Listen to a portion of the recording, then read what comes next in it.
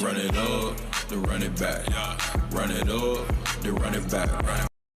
Run it up, run it back. Run it up, then run it back. Happy Tuesday. This is Run It Back. It's Hoodie Tuesday. Yeah. Lou, Danny G, my name's Michelle. Shout out Chandler.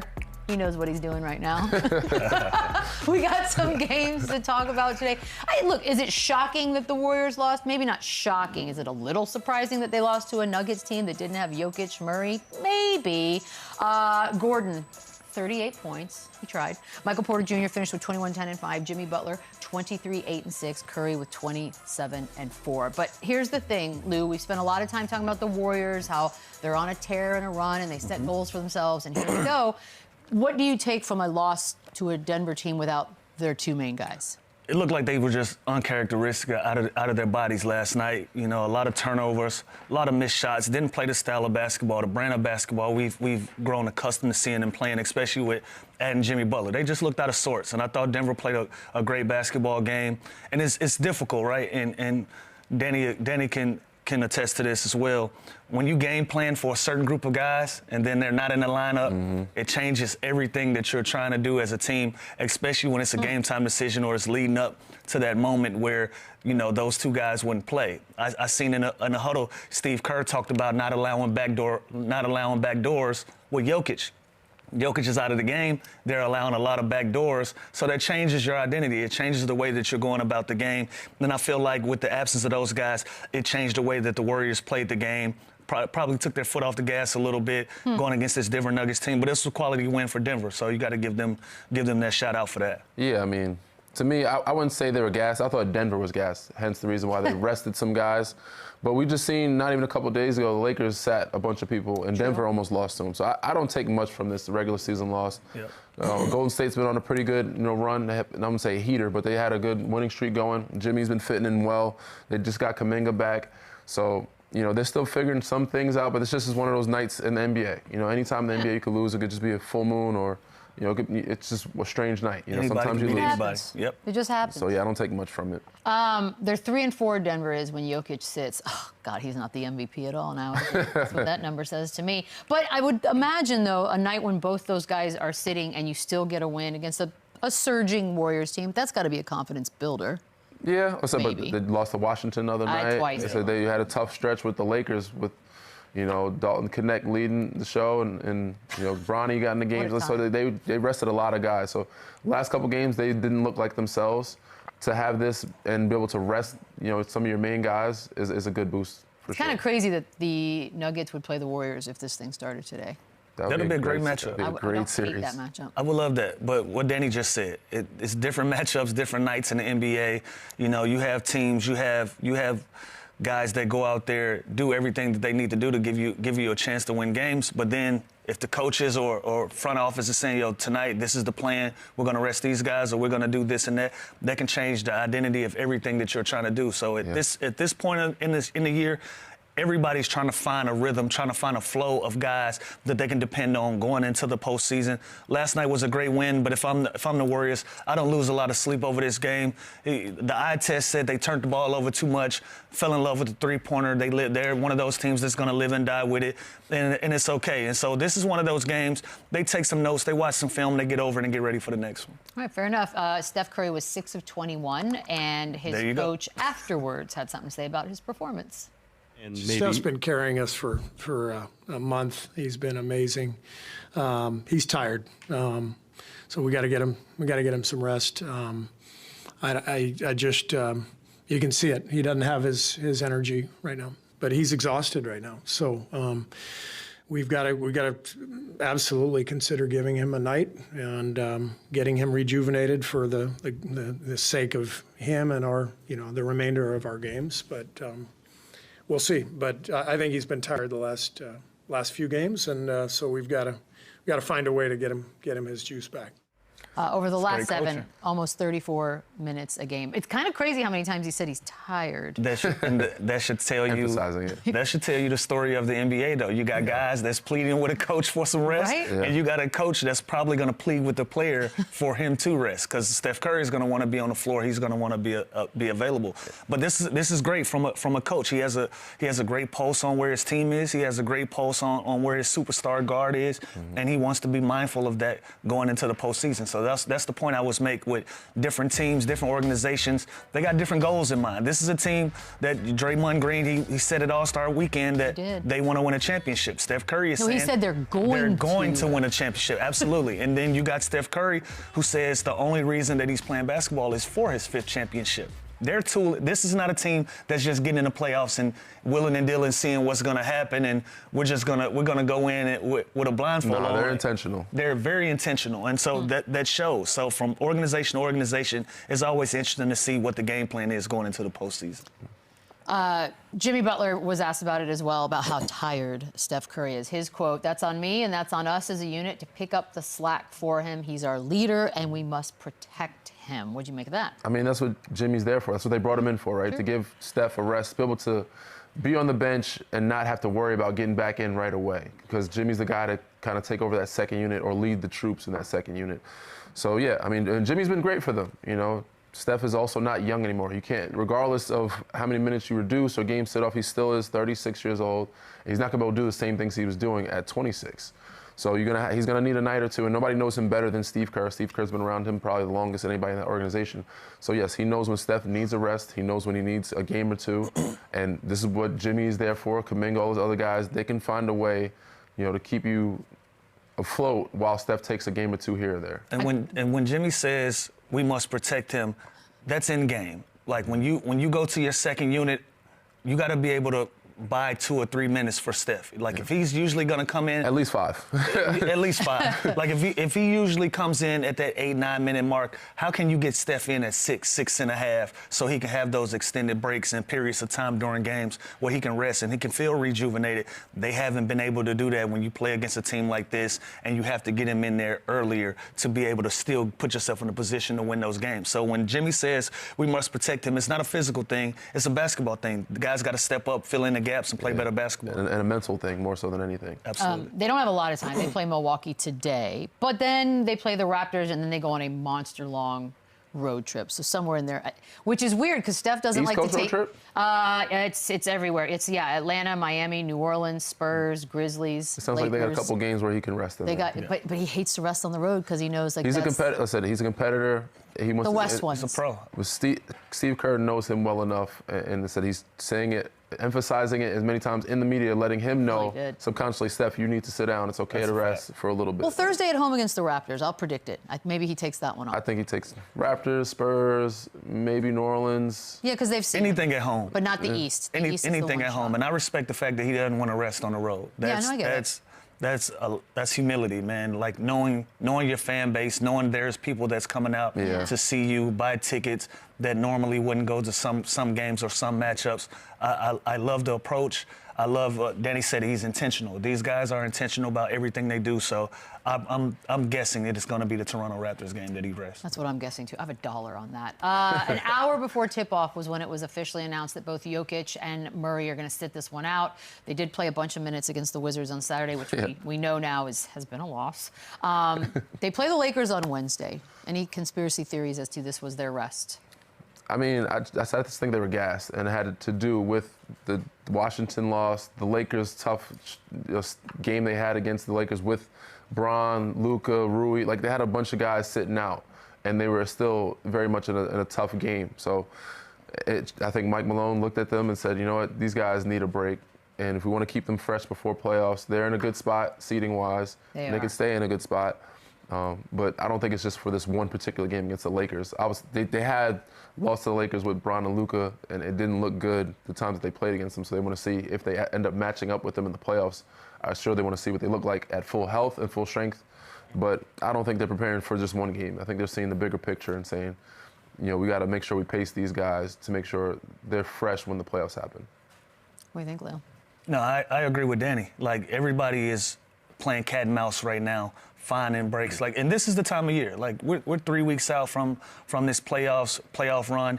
Everybody is trying to figure out their best route, best position they could put themselves in going into it. You know, so a lot of teams are going to find games here or there. They're going to look at matchups that they may look at in the playoffs that they want to see their team's full strength, like Danny just mentioned. And so everybody is starting to kind of bunker down, get into mode, get into playoff mode, and figure out what works best for them. And again, it's important for all of these guys to be fresh, rejuvenated going into it. You don't want to go into the postseason limping into it because of some of these individual games that may not mean a lot as far as seeding or anything goes. So you don't want to put those guys at risk, and so that's what you're looking at. Especially in the West, because I feel like it's so balanced. I don't think it really matters where you seed. Yeah, I mean, looking at it, Unless they're you're pretty trying to avoid the number one seed. And there's no easy route, so it's going to be what it's going to be. Yeah. I mean, you are trying to avoid LA. It is kind of jumbled up, 3, 4, 5. It's a little bit of a mess there. Some people think that the Stars only come back really when they play the Lakers. And Lou, you love conspiracies. Do you believe in that one? I don't believe in that one, but if we're gonna throw gas on it, you know, this is the Showtime Lakers. It's a few places that players really enjoy playing. Madison Square Garden is going to be one of them. Crypto, formerly known as the Staples Center, is gonna be another one. Boston is another one. Like, these are legacy places. These are places that guys know that they're going to get the most out of the fan base. It's going to be a great environment, great atmosphere to play basketball. And who doesn't want to compete against a LeBron James or a Luka Doncic under those bright lights? And so a lot of guys just know destination places to play on the road. I think when people say that, they're speaking of Jamal Murray and how he emerges in the playoffs from Urkel to Stephon. In the playoffs. So he just, and it's usually against the Lakers. So he has his, better moments against the Lakers in the playoffs. So I like to see, and I think it's a thing. I like it. For him and Jokic have really good series and really good games against the Lakers in the playoffs. It may not happen this year during the regular season, but in the past, and we're hoping to see anyway, I want to see Jamal Murray get back to his normal self consistently. He's had some ups and downs this year, but he's been great overall, but just not what people expect of him. But in the playoffs against the Lakers, he's definitely Stephon. He's been awakened. Yeah. Pacers, T-Wolves, another game that happened. This one maybe a little more shocking. It was an overtime game. Pacers win this one. Another full moon. But yeah, no Halliburton, no Turner, no Siakam, no Nesmith. Obi Toppin finishes with 34. He had 7 3-pointers. Yeah, that's a lot. Ant with 38. Naz Reid finished with 21. 4 starters are out of this, Lou, and somehow, some way, they still figure out a way to win. So we just touched on the last game where they had their 2 great players out of this one. I don't know. Are we chalking it up to another? It's just the approach, like Lou was saying. When you expect certain guys to play and they don't play, all of them? It changes your approach as an opposing team. Like, it's harder, not to say hard to take them serious, but it's harder to game plan that. And those guys are playing free, nothing to lose. They're just with a lot of confidence. People don't realize those are the worst games. Those are the worst games to play in. So nothing to lose is interesting. Yeah, I mean, if you go to the casino with $100,000 of somebody else's money, how freely are you going to go out there and play? So freely. Yeah. So think of some of these guys that know that they don't have a sub coming in. They know that they're going to play 30 minutes tonight. I'm going out here and I'm gonna do my best job of whatever I want to do. At some point, if Obi Toppin hits 5 threes on his way to 7, don't you just think, all right, run him off the line? Do something. He's an athlete. Naturally, his best attribute is dunking the ball and getting to the rim. True. So you don't want to run a guy like that off the line. You kind of you game plan it like you game plan and you live with the results. You stick to it. Like, the numbers usually even out or come back to. So you're like, all right, we're going to contest threes. We're not going to treat them like Steph Curry, but we'll contest them. But these games are just hard. Like I said, we looked at Denver against Washington, Denver against the Lakers when they had nobody. Warriors against Denver last night, where they had guys sitting out. This is just another testament to that. It's hard to game plan. Keep your same approach against a full healthy team that is a team that's wounded. A wounded animal is one of the most dangerous animals to face. In the Obi Toppin, teams go into games and they're willing to give up something, right? Okay. I'm sure they didn't know that Obi Toppin was going to have a career night from 3, making 7 3-pointers. But again, if he's going to go out and make 7 threes and that's going to beat us, you clap your hands and we move on. Great night, Obi, and we're going to keep moving. So you don't go into the next time that you play this game planning for Obi Toppin making 7 threes. You game plan for everything else that's around that. So shout out to Indiana. They had a great night. Obi Toppin had a career night, and they got away with it by a 2-point win. So if you're Minnesota and you're looking at this, you're not completely discouraged. This is a game that you should have won by all means. But you look at everything that happened. A guy had a career night to beat us. You clap your hands, you get ready for it. And this is why you have 7-game series, because exactly. That's true. you know, you can't. It's better. It's easier. I wouldn't say easier, but you game plan and you stick to your game plan for the 7-game series because you don't expect the Obi top. And if he does do that 4 games out of 7, dear God. I said, you pat him on the back. Congratulations, you deserve to move on to the next round. Obi Toppin's going to get paid big money if he does that for a 7-game. Absolutely. series. Take me through the few minutes before game. Like the last game, we found out an hour before the tip-off, right, Lou? So you find out that 4 of their starters are not going to even play in this game. How does it work? Your natural instinct is to kind of take a deep breath, Like, oh, and take your foot off the gas a little bit. Okay. That's just your natural instinct. Again, because all week you're going through game planning for particular guys, for particular scenarios. And so once that is eliminated, you got a clean slate. We just got to go out here and play harder than these guys and do what we're doing. Especially if you're a Minnesota team that felt like you can beat Indiana at full strength. When you have 4 starters go out, you definitely feel like you have a great opportunity to still win this game. And so your natural instinct as a human, as a hooper, you go out there and you kind of take your foot off the gas. And once you realize you're in a game, it's probably too late. Now we're rolling. Both teams are playing hard, and we got to get. It's the first to the finish line at this point. it's only human nature to subconsciously kind of relax a little bit when you hear certain stars aren't playing. You're just like, oh, okay. And then if you're not a professional team, if you're one of those other teams that's not really been there or mature, you think it's a stat game. It's a game I can just pad my stats. Now you're out of your normal offense. Like, everybody's looking to score now, and you're not playing team basketball. And when that happens, domino effect, you start, maybe some arguments may happen, but you're just getting out of your normal game as a group, and then the other team has the upper hand. This was the fun thing, though. Minnesota into this game had an 8-game winning streak going. They've been balling. Pretty nice. And this is a team that we basically were like, this is an absolute disaster from the beginning of the season on. Julius Randle, we thought this isn't going to work. They're 13-1 in the last 14 in which he has actually played. And they've done quite a nice little run, Lou. Where are we on Minnesota? We don't really talk about, do we believe in them now? I like them to be competitive in the playoffs. Okay. I still think that the team last year had a better identity than the team that they put together this year. Nicely said. I stand firm on. I stand firm on that. I think one of the best things that did happen, though, was Julius Randle being out of the lineup. He had an opportunity to observe what was going on and how he can fit in. When you sit back and you can look at a team, you look at it from a different vantage point when you're not in uniform. And so Julius Randle being out, I think that gave him that chance to see, okay, maybe I shouldn't do this here or there. Maybe this is what's needed here and there. And then once you get back in the lineup, you can patch up some of the things that's needed. They've gone on an 8-2 run with him. Last night was probably another game that they should have had. This should be 9-1 with Julius Randle. But again, everybody's pros. Anybody is capable of beating anybody on a given night. And so for that, I think that helped Julius Randle to where he is today and meshing well with the Minnesota Timberwolves and being that 1-2 punch with Ant as well. I don't believe they are contenders, but I believe they are better than what they were. Okay. They're a good competitive team in the playoffs. They might disrupt a little.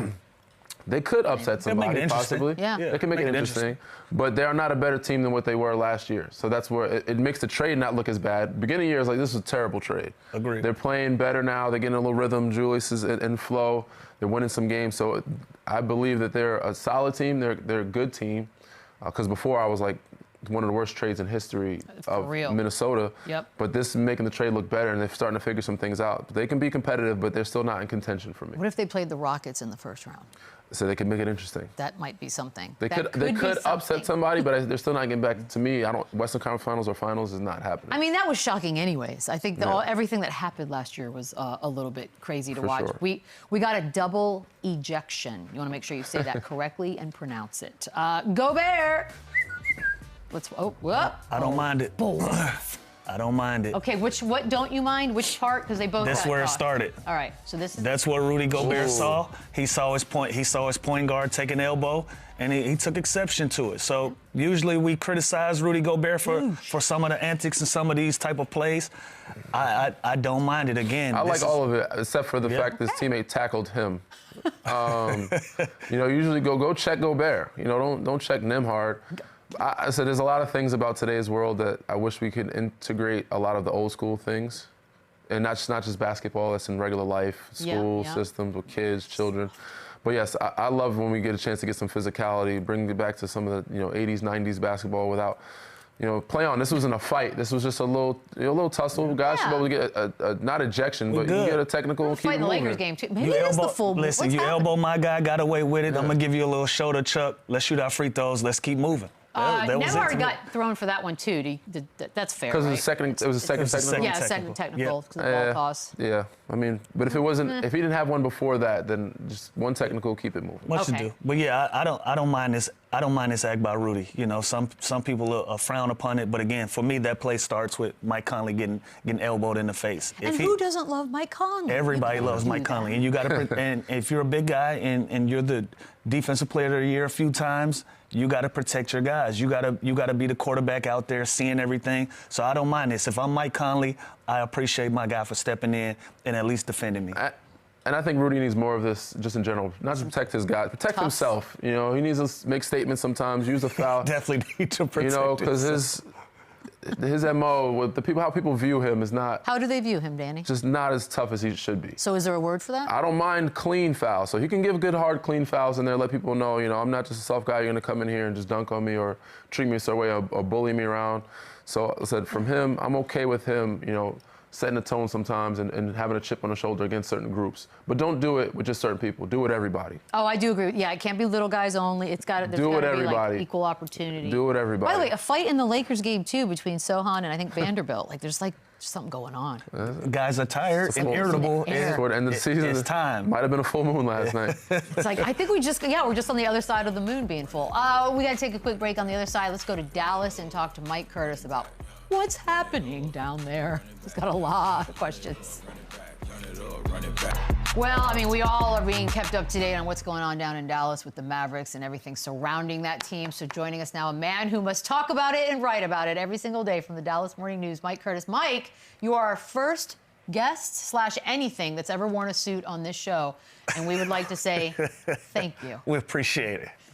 I had a feeling I would be. I just wanted to make sure I was represent myself right. I love it. Way to keep it professional. Well, it's making me feel like a total slacker, but that's fine. Talk to me about vibes down there. Obviously, we are far away reading about it, listening about it, but what's it like actually in Dallas?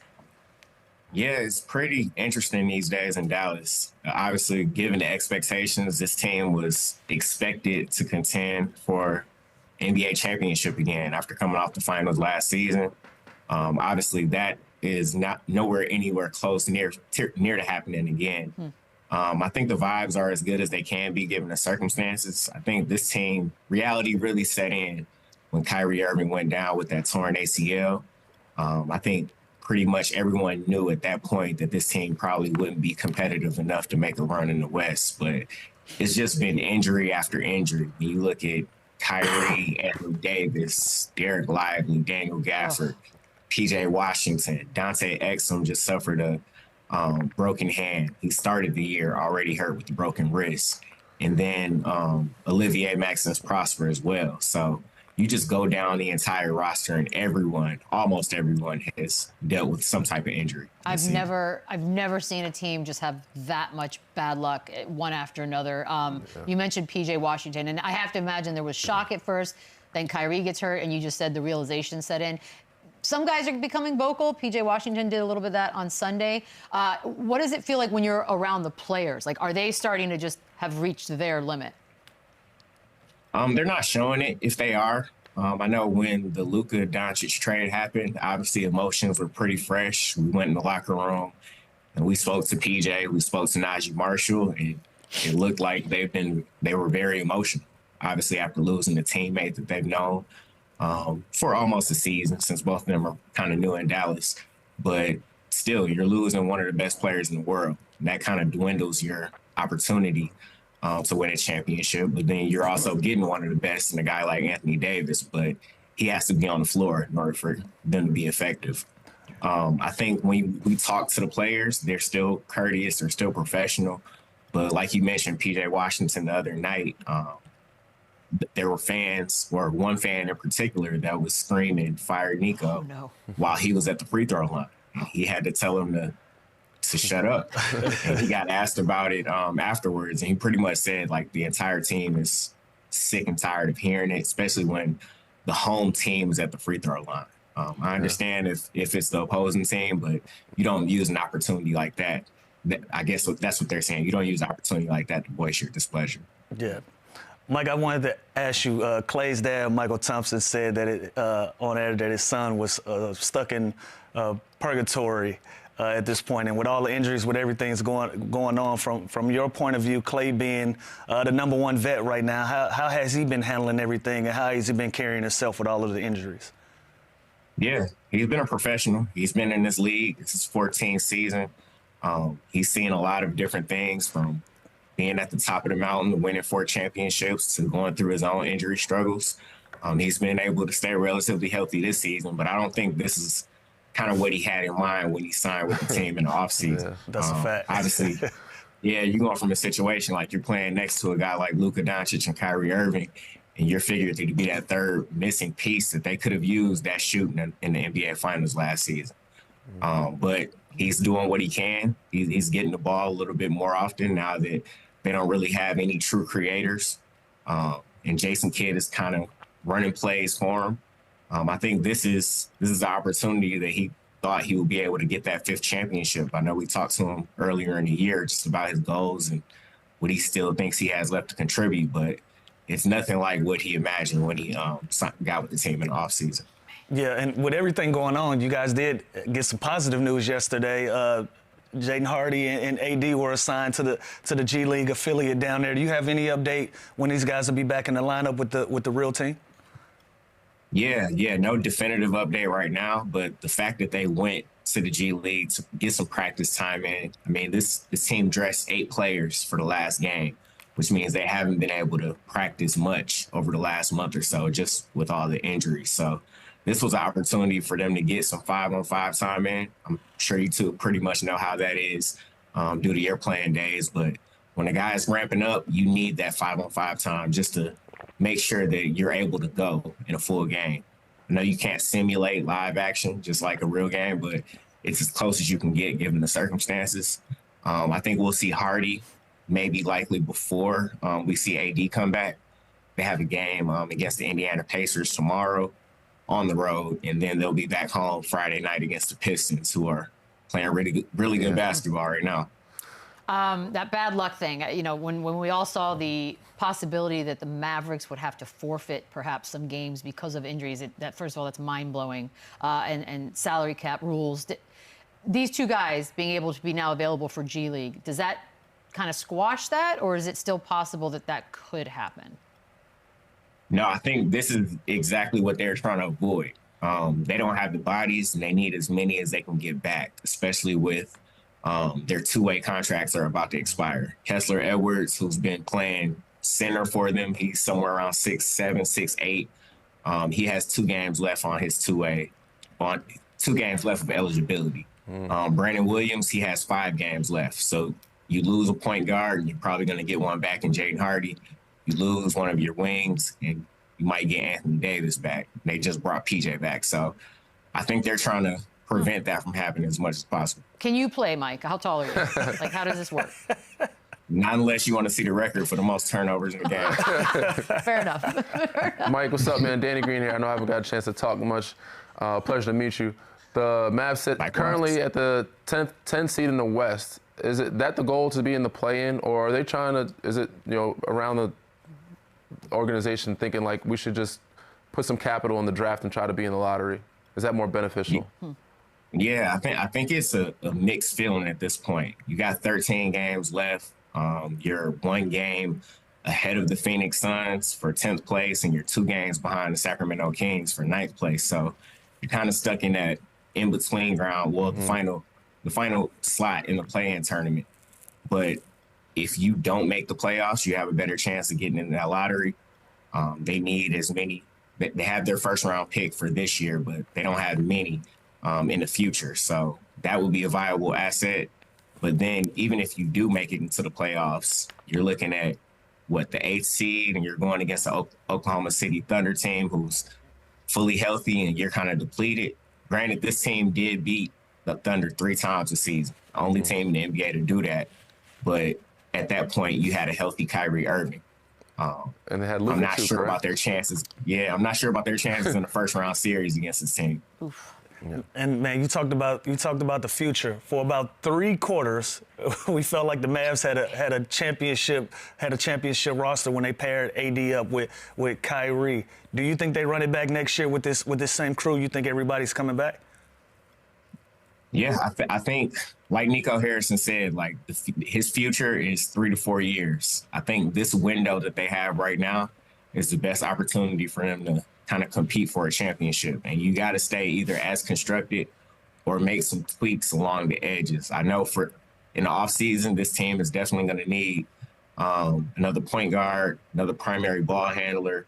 You had something like that when you had Luka and Kyrie together, and you were able to get some relief when one was hurt because the other could kind of pick up the slack. But with Kyrie tearing his ACL, and he's probably going to be out maybe until All-Star break at least, if he takes that full time that he needs to kind of get healthy, you need somebody who can man the fort while he's out.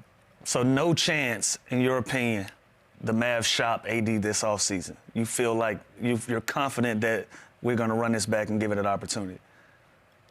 I haven't been given that inclination, so I don't want to comment on that. I think Nico has shown us that anything's possible in this league when you train a guy like that. Yeah. We're only asking mostly hypotheticals in your opinion because we know you don't know everything. But hypothetically, do you think they hope Kyrie opts into his contract this year, or are they trying to extend him? Like, what do you think the goal is with Kai with that ACL tear? Are they going to try to hope that he just opts in and keep it for a year, or are they going to try to do a longer deal with him? I think the goal is to keep Kyrie in Dallas as long as they can. And I think before the injury, he was definitely on track for a max extension. And I think that's still the case.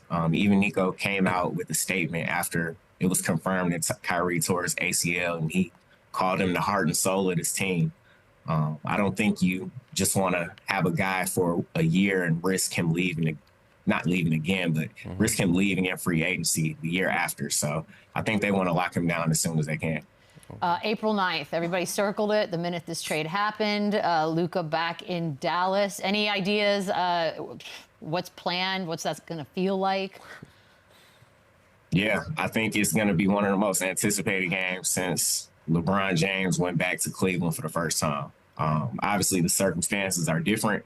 It wasn't Luka's choice to leave. He ended up getting traded in the middle of the night, but I think the Mavericks are going to have something special planned for him. I mean, when a guy has given you everything of his career for the last almost 7 years, and he took you to the NBA Finals, I think you got to have something more planned for him than just a tribute video that every star player typically gets. I think they got to roll out the red carpet for him, if you will. Move it. By the way, Mike, I've been a part of some weird seasons with some teams before. How are you doing? Because I know you start the season, everyone's excited and happy, and then craziness goes. Are you good? How are we doing? I'm good. I'm doing the best I can. It's crazy. I got here back in April before they went on their playoff run. Perfect. And I was covering the Detroit Pistons last season. And, you know, they didn't have much success last year. They went through that 28-game losing streak. So at this point, I'm used to covering chaos. Dang, Mike, that's a crazy turn. From the Dallas Morning News, we appreciate the time and the suit. We'll talk soon. Appreciate you. Thank you. We'll take a quick break. More Run It Back on the other side. Oh, some hot headlines around the league. Well, it's there, Paul George. We knew that the options about his injury were being looked into, according to Shams, officially yesterday done for the season. Wow, I can't believe I'm even going to ask this, Lou. How are we grading his first year in Philadelphia? This seems unfair. Yeah, it was a tough run. It was a tough run for PG. I got to give it an F. You know, you asked the question. I thought at least give him like a D. No, it's an F because again we started this year with championship aspirations for this group, and Paul George was that piece that they brought in to get them to that point, to get them over that hump. And you know, with injuries, with everything that was going on collectively, I think it affected the way that he played and the way that he went about business, and he just didn't have his best run.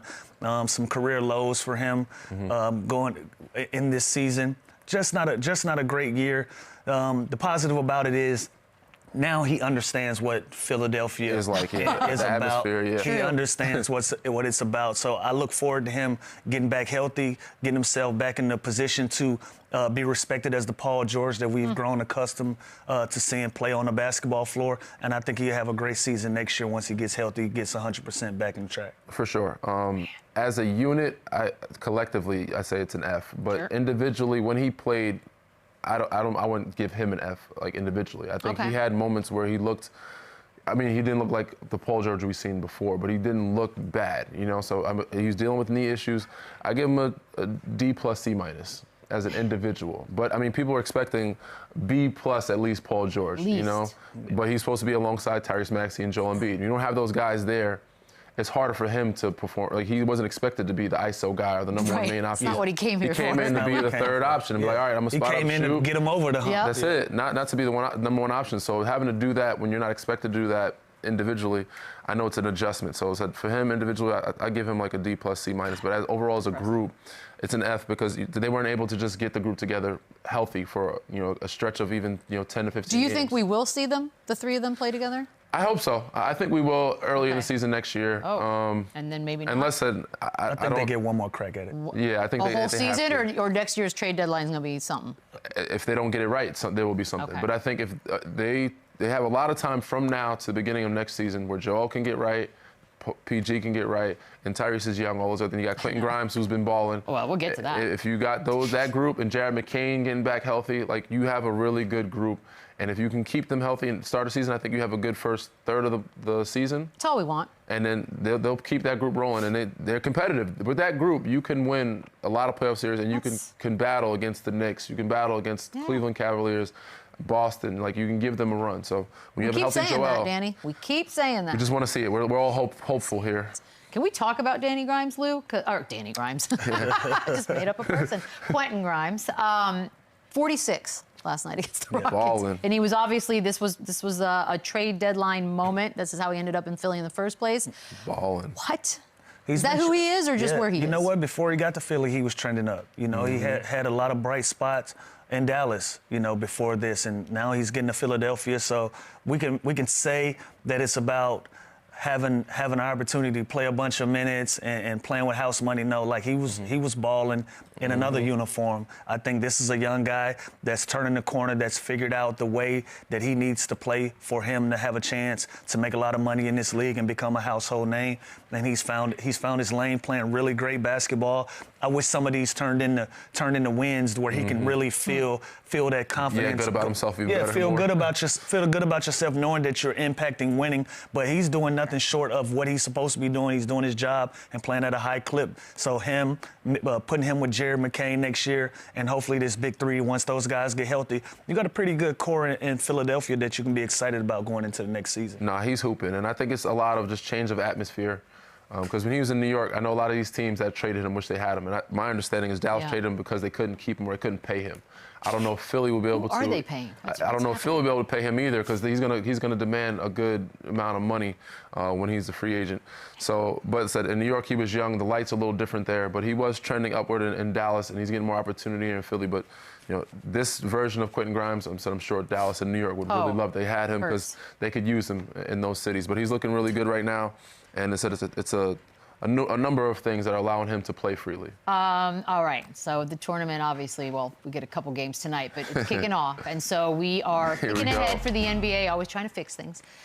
Guys, we're going to talk about what if the NBA did what the NCAA does. No conferences, just the top 16 teams battling it out. Here you go. 1 through 14 automatically get in. Top 8 teams, home court advantage.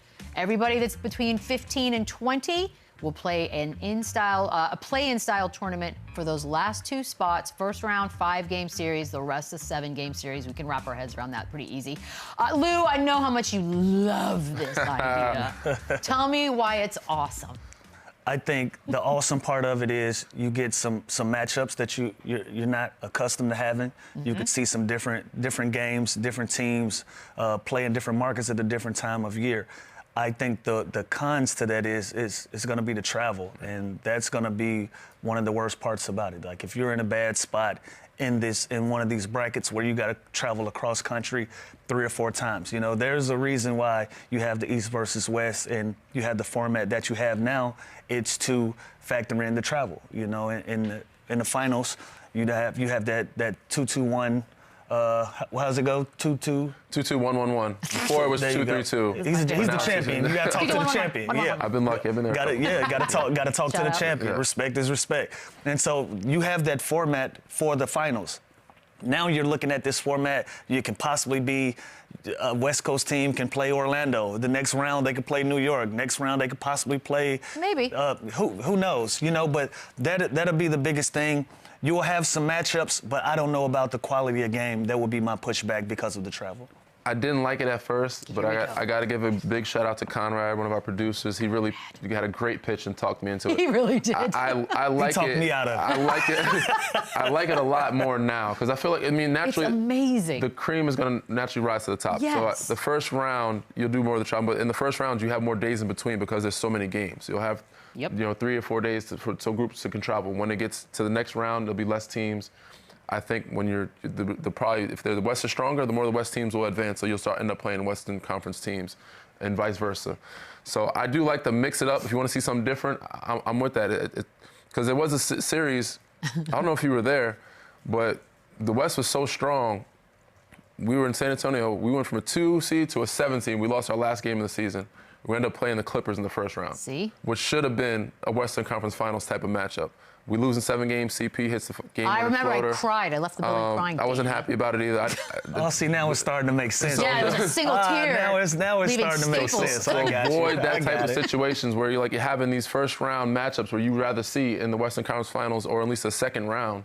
I think this makes it, a little more interesting. So and also I on the do East, like it a lot. In those bottom teams, you've got losing records, right? And then you've got teams in the West with winning records that won't even get to sniff a playoff game simply because of where they happen to be. Look at, come on, Lou. I love the basketball. But Lou, you're worrying about things that could happen. No, yeah, that's what you should do. Y'all are. But you're acting like you're flying Spirit Airlines. So we're doing glass half full. What's happening? Now, I know you and I are not going to talk flying on live air right now. Look, I can still do my job on Xanax. A lot of people know that. Yeah, I like the basketball aspect of it. Look at that. I think you can get some great matchups out of it, and you can get something different. That speaks to the NBA. Like, are we gonna do another gimmicky thing where at some point somebody's going to crash out and it's not going to be a thing?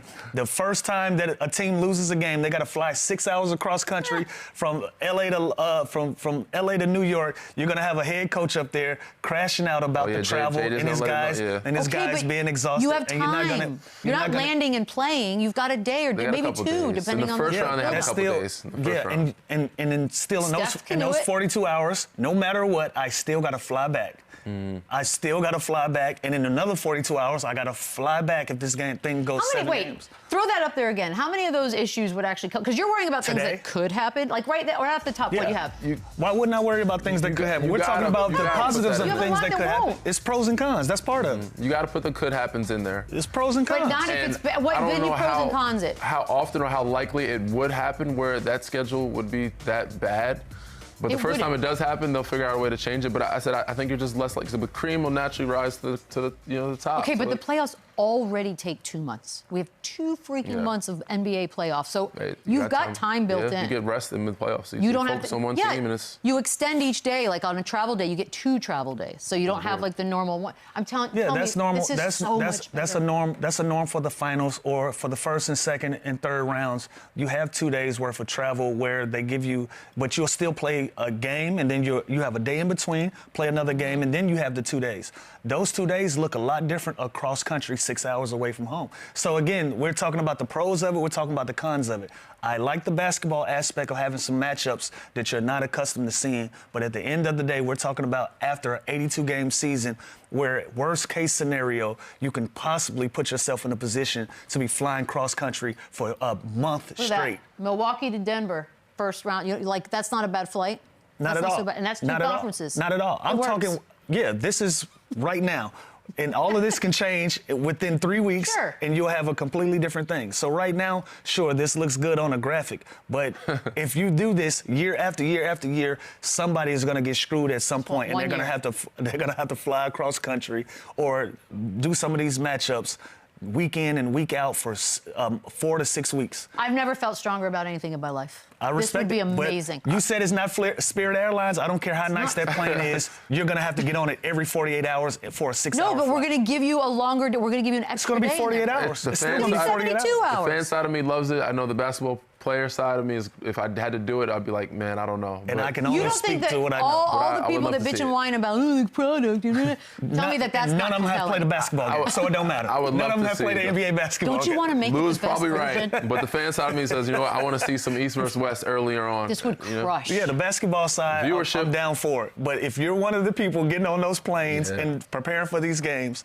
I got to speak for those people as well. I mean, it was already bad enough because there are some cities that are easier and harder. Like, you don't look at it from the media standpoint because they don't get to get on a charter. They have to figure out ways to get from Cleveland back to San Francisco Southwest. over and over again where you have to connect. So imagine those people as well. No, In fact, they would vote Figure it for out. this. They'll figure it out. God, I want this so They're going to bad. have to figure it out. I would trade people's lives for this. We're going to take a quick break. More Run It Back on the other side. Run it back.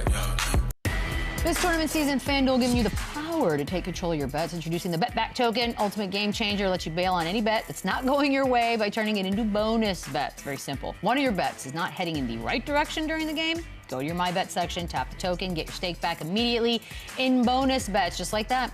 All right, now for the tourney, we're giving all customers a Bet Back token. Download the app to grab yours today, only on America's #1 sportsbook. Can we talk a little Dyson Daniels, please? We know that the Defensive Player of the Year situation's been all in flux because of injuries and all that, but Dyson Daniels. Mostly because there's not much defense. Well, and then Wemby got hurt, and that was pretty much his, but 191 steals, most in a season since CP3 back in 08-09, and he's still got 16 games left. Only 5th in odds. By the way, Lou, those are your type numbers. We should probably do this. I think, yeah, I want in. Right? Plus 15, Yeah, plus I might. 1,200? Yeah, I would have put $1 on this if I was a betting man. But I like the presence that he's had in Atlanta and what he's been able to bring. Very bright future ahead of him. Why not guards? Why do we just automatically assume? I'm all for, I mean, I want to see more guards. You know, Yeah. I think, I mean, Wemby's obviously an special. anomaly. He's Yeah. a unicorn. I like what Evan Mobley's done this year, Jaren Jackson Jr. has done this past year, and also past years prior. But yeah, I think it's time to give guards, if a guy's actually going to play, because we don't see, Yeah. we don't see a lot of defense in our league today. They are still physical. They let us play, but there's a lot more free throws and is dedicated or predicated to help the offensive player. But to see this guy take pride on that end of the floor and actually kind for of bring real. it back to the Gary Payton days, he needs to be rewarded. Holds his own on the offensive end as well.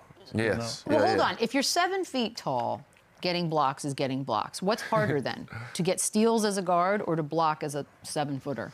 I think they're equally. They're both equally. Yeah, as I tough. Then why don't is it this discredit one either one. thing? It's very hard to get a block shot in the NBA regardless of height, and it's very hard to get steals regardless of height as well. But he's good at doing both. The difference is if you get amazing. 2 blocks, that's a great night. If you get 2 steals, It's that's okay. cool. Yeah. You know. You gotta get 4 But you got to steals to get make it a 4 to great 5 night. steals to make a statement. Which, by the 2 way, blocks at is this making a rate, statement. He's done it a couple he times. may end up passing John Stockton at this rate with as many games as he has left. That's going to happen. We love it. Hawks, Yoga Joe? ISO Joe. Oh, this will be fun. That's tomorrow. We will see you then. Enjoy your Tuesday. Run it back, run it up, then run it back, yeah, yeah.